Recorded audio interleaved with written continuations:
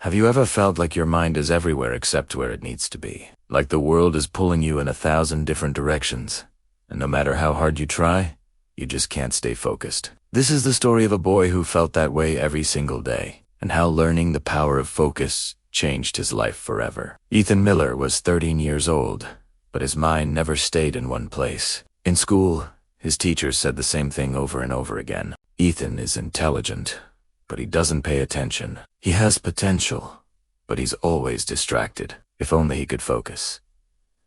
Ethan heard those words so often they stopped hurting. They just felt normal. In class, while the teacher explained math problems, Ethan stared out the window, imagining adventures, games, and impossible dreams. At home, when he sat down to do homework, his phone buzzed.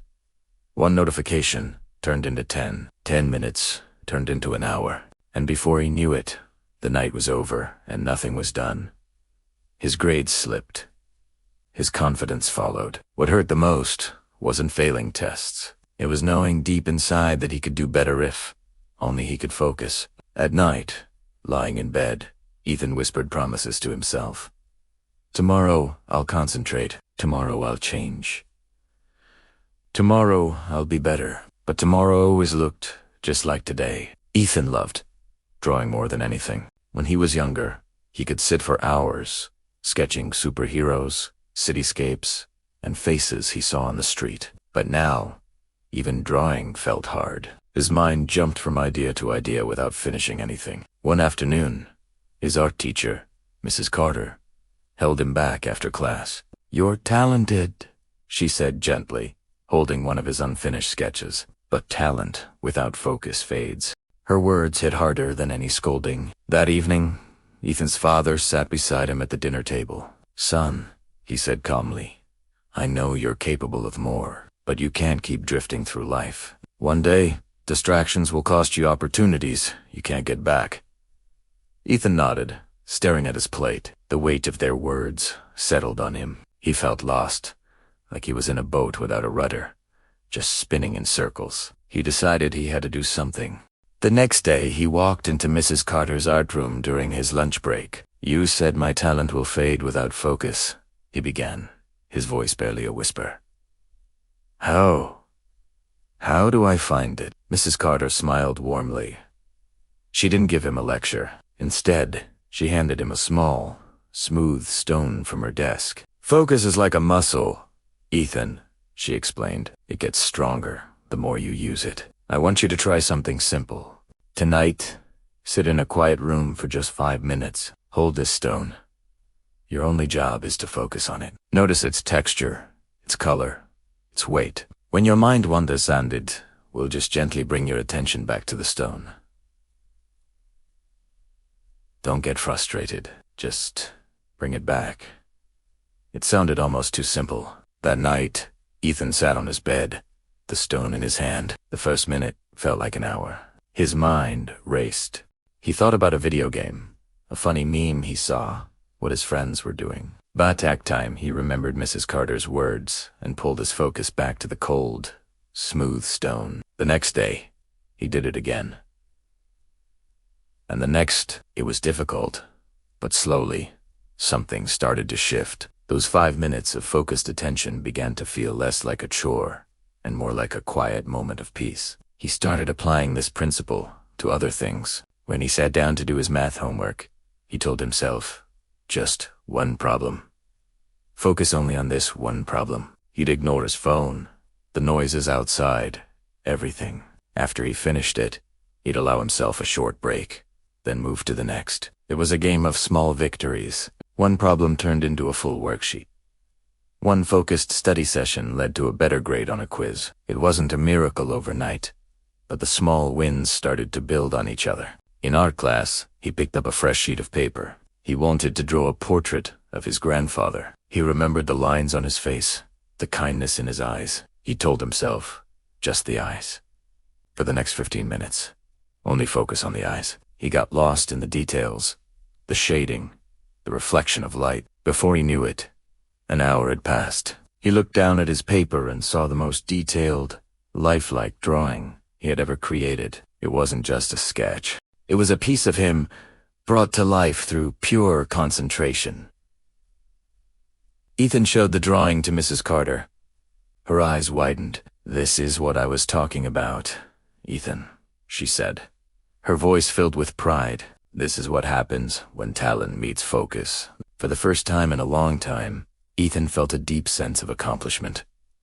It wasn't just about the drawing. It was about proving to himself that he could control his mind, that he wasn't just a victim of his own distractions. His dad saw the change, too. He noticed Ethan spending less time on his phone and more time on his passions. The conversations at the dinner table changed from concern to genuine interest. "What did you learn today, son?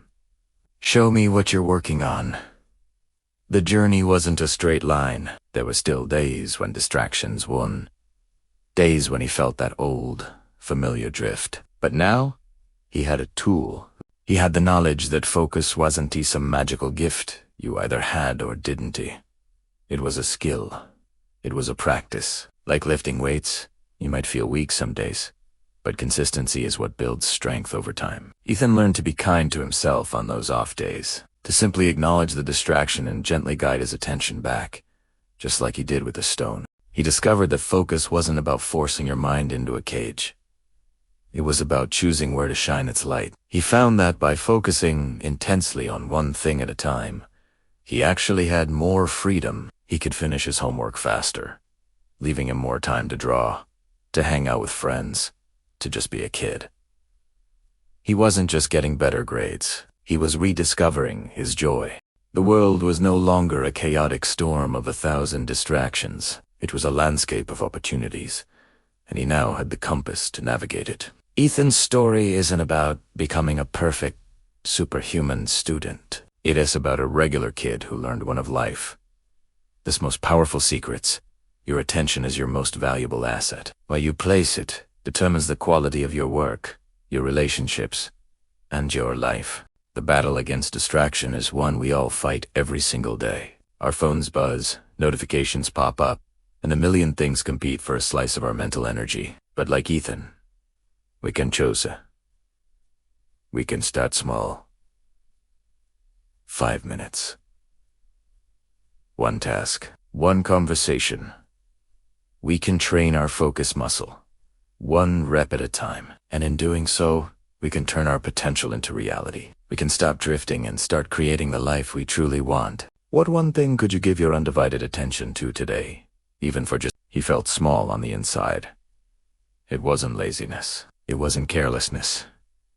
He was just unfocused, and he had no idea how to fix it. This feeling followed him everywhere, a constant hum of distraction that made even simple tasks feel monumental. He was trapped in a whirlwind of scattered thoughts, and it was exhausting. The turning point came on a quiet Saturday morning. Ethan's parents, hoping a change of scenery might help, sent him to his grandfather Henry's house on the edge of town. Grandpa Henry was a retired carpenter, a man known for his unshakable patience and calm demeanor. When Ethan arrived, he found his grandfather in the workshop, sanding a piece of wood with slow, steady, rhythmic strokes. The air smelled of sawdust and peace. "Grab a chair," Grandpa Henry said, his voice gentle but firm. "Come, sit with me." Ethan sat down, his leg already bouncing, his fingers tapping restlessly on his knees. The quiet was almost deafening. After a moment that felt like an eternity to Ethan, his grandfather finally spoke. "Ethan," he asked, not looking up from his work, "have you ever tried holding a magnifying glass in the sun?" Ethan frowned, confused by the question. "Yeah. You can use it to burn things." A slow smile spread across Grandpa Henry's face. "That's right, but only when you focus the light." He stopped sanding and picked up a magnifying glass from his workbench. He held it up, letting the morning sunlight pass through it, scattering a wide, weak patch of light across the table.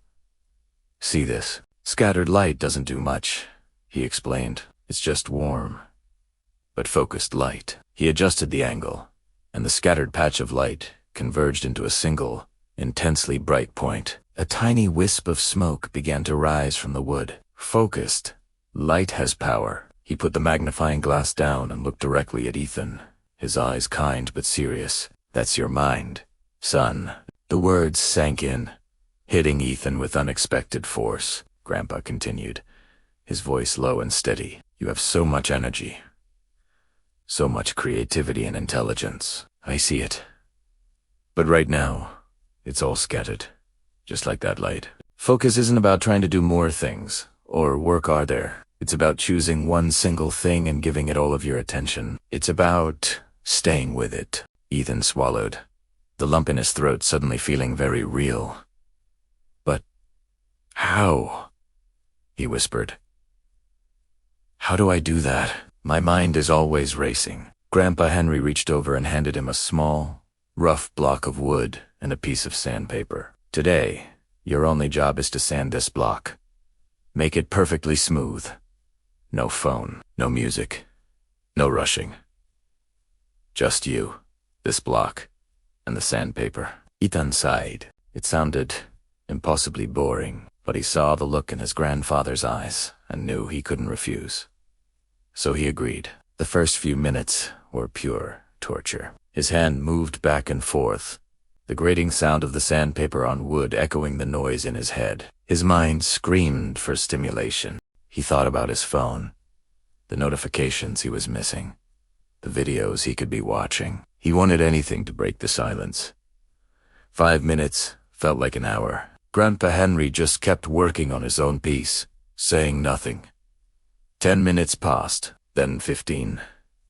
And then something strange began to happen. Ethan's breathing started to slow down, matching the rhythm of his sanding. The sound of the rasping paper became less of a noise and more of a steady, calming pulse. The frantic chatter in his thoughts began to quiet down, fading into the background. For the first time in what felt like forever, he was fully present. He wasn't thinking about yesterday or worrying about tomorrow. He was just there, in the workshop, feeling the grain of the wood under his fingers. When he finally stopped, he looked down at the block in his hand.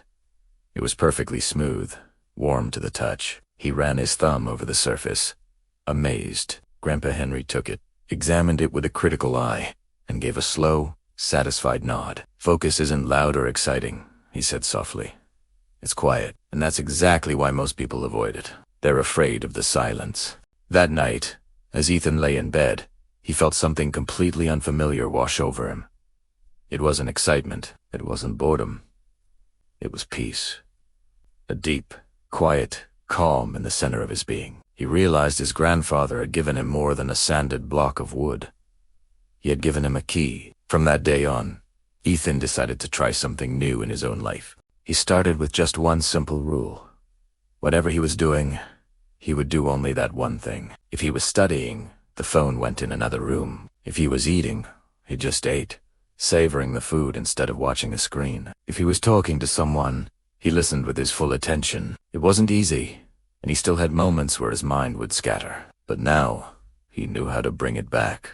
He knew how to find that single point of light. He had learned that true power wasn't in doing more, but in doing one thing with everything you've got.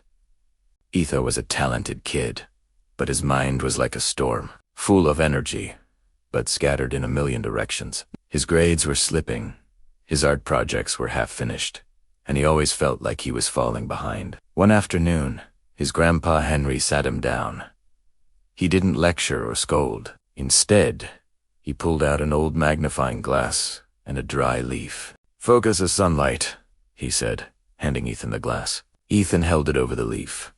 The sunlight formed a bright, tiny dot. He held his hand steady. Slowly, a wisp of smoke appeared, then a tiny flame. Grandpa Henry looked at him. "Your mind is like this sunlight. The sun unscattered, it's warm and pleasant, but focused, it can create fire." The next day, Ethan decided to try an experiment. He put his phone in another room and set a timer for just 15 minutes. For those 15 minutes, he worked on a single history assignment.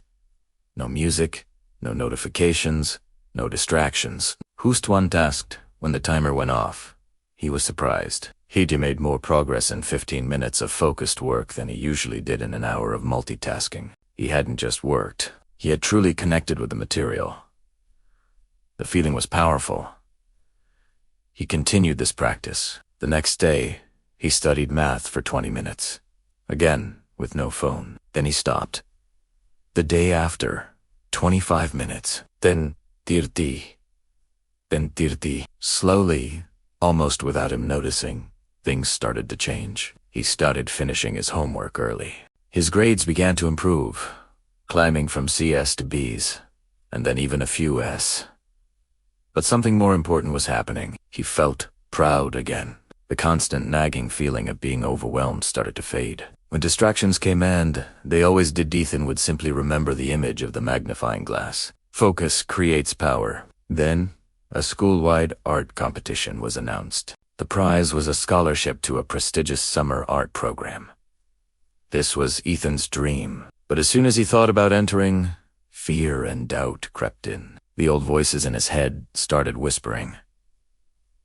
What if I lose focus again? What if I fail and everyone sees? He was so close to giving up before he even started.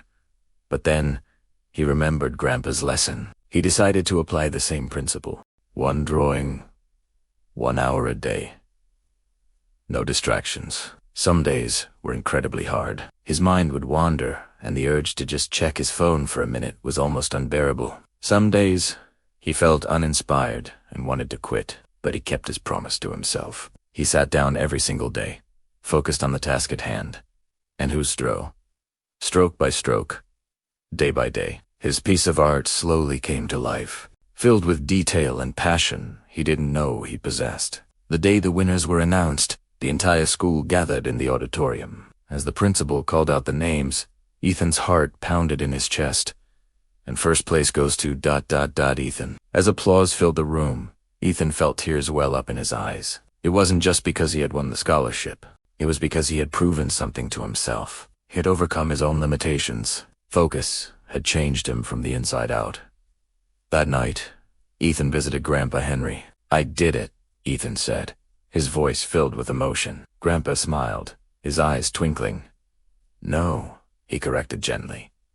"You focused." And in that moment, Ethan truly understood. Focus isn't about being born with a special talent. It isn't about being the smartest person in the room. It's a simple, powerful choice. It's about choosing what truly matters to you and giving it your undivided attention. If you feel distracted right now, if your mind feels scattered and you're pulled in 100 different directions, if you have that deep down feeling that you're capable of so much more, remember Ethan's story. Remember the magnifying glass.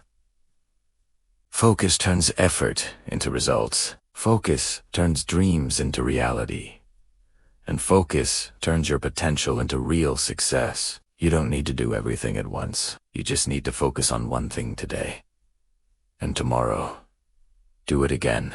Because a focused mind can change your life. Thanks for watching. If this story resonated with you, give it a like and subscribe for more.